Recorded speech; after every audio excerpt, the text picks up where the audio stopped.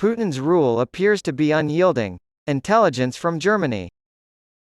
There are no holes in the Putin system, he declared. He argued that open criticism of military commanders is par for the course in Russia and poses no threat to the Kremlin's regime.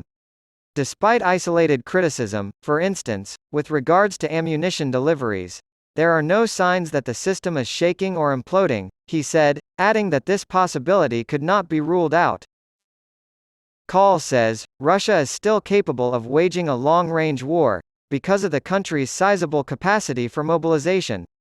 Furthermore, both weapons and ammunition are readily available. Therefore, we can't discuss Russian action ceasing or American weakness. There are exposed points and unexpected developments, for instance with regards to the efficiency of the armed forces. Putin's strategy of counting on the long term and masses may succeed, Call concluded, but only if the West is very organized in supporting Ukraine and resisting. Russian forces besieged Mariupol for nearly 3 months before the final Ukrainian soldier withdrew from the Azovstal steelworks just over a year ago. The objective of the Ukrainian forces, which was to trap the Russian forces in the city for as long as possible and eliminate as many of them as possible, had been achieved. In May and June of 2022, Ukraine performed a similar feat in Severodonetsk and Lysychansk, twin cities on opposite sides of the Donets River. The idealization of these strategies may have recently concluded, be nearing completion, or undergo a radical shift. Bakhmut, a town of little practical importance that Ukrainian forces and the pro-Moscow Wagner mercenary group have been fighting over for an incredible 10 months, was supposedly liberated by Russia over the weekend. According to the United States, the battle for the town has resulted in the deaths or injuries of over 100,000 Russian soldiers and mercenaries. Wagner's oligarch leader Yevgeny Prigozhin posted a video on Saturday claiming to have taken full control of the town. Prigozhin is a man of such moral and physical ugliness that you suspect dairy products spontaneously sour in his presence.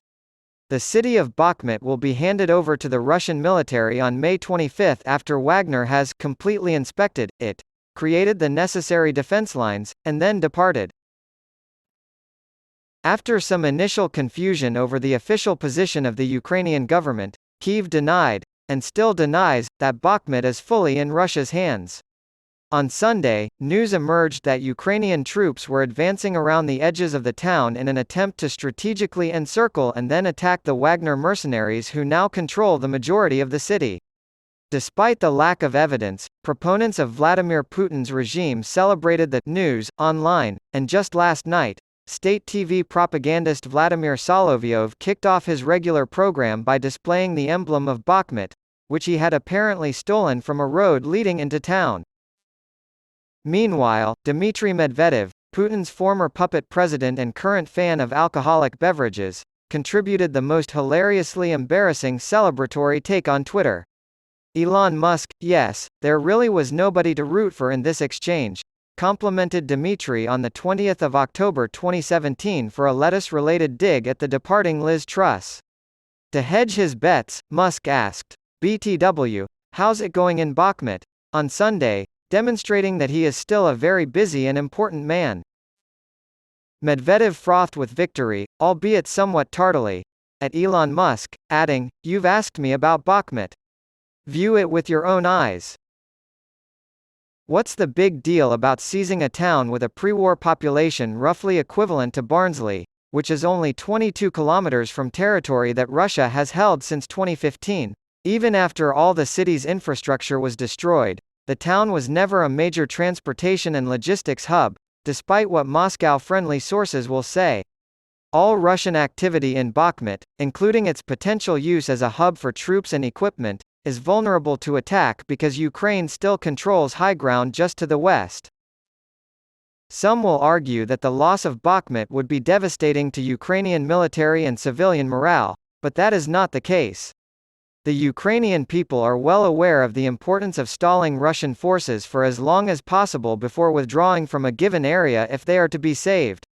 The losses of Mariupol, Severodonetsk, and Lysychansk hit Ukraine hard, but the country's resolve and confidence in its ability to ultimately defeat Russia are unshakable. Prigozhin and Putin are so eager to declare the capture of Bakhmut for the same reason. They need a victory to point to, albeit for different reasons. Prigozhin has to think about the future of his mercenary company, which is low on morale and resources. From Moscow's perspective, as the Institute for the Study of War put it in its most recent assessment yesterday, taking Bakhmut as an opening step towards Sloviansk, Kramatorsk, and Dnipro, cities Russia can only dream of occupying at this point. If Prigozhin and Putin are ever able to capture the ruins of Bakhmut, the most significant long-term effect may be the replacement of the term Pyrrhic victory with Bakhmut victory, to describe a victory that exacts such a heavy price from the victor that it amounts to defeat.